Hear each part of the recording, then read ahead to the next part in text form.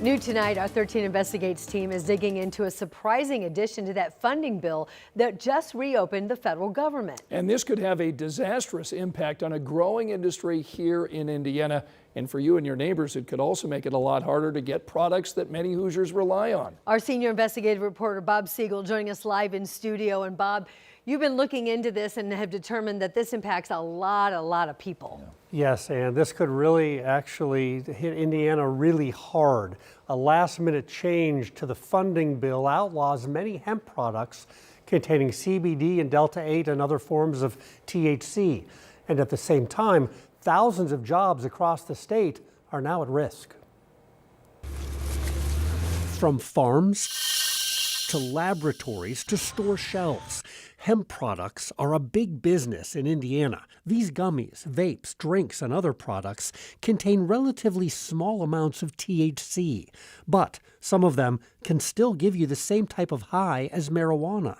They're largely considered legal after Congress passed the 2018 Farm Bill.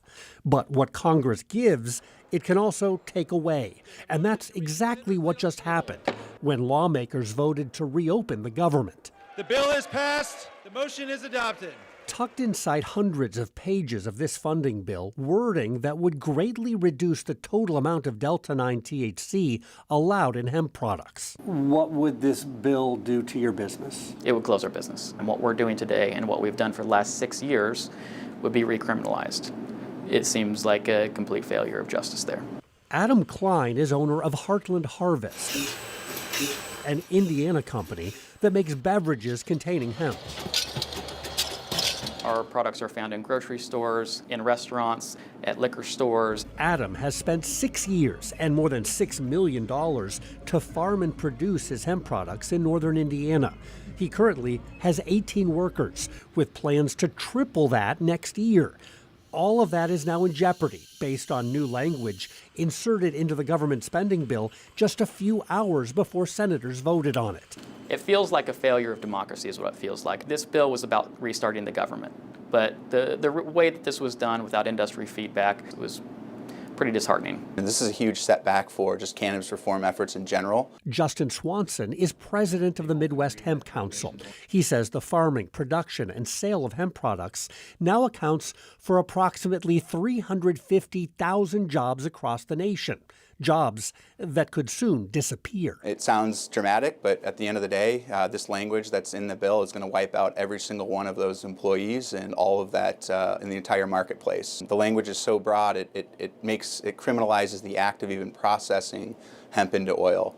Supporters of the new law say limiting the amount of THC in hemp products is necessary because the 2018 Farm Bill created a loophole, allowing highly intoxicating products to be sold with little regulation. And the industry's been very clear. We're at the table. We want regulations.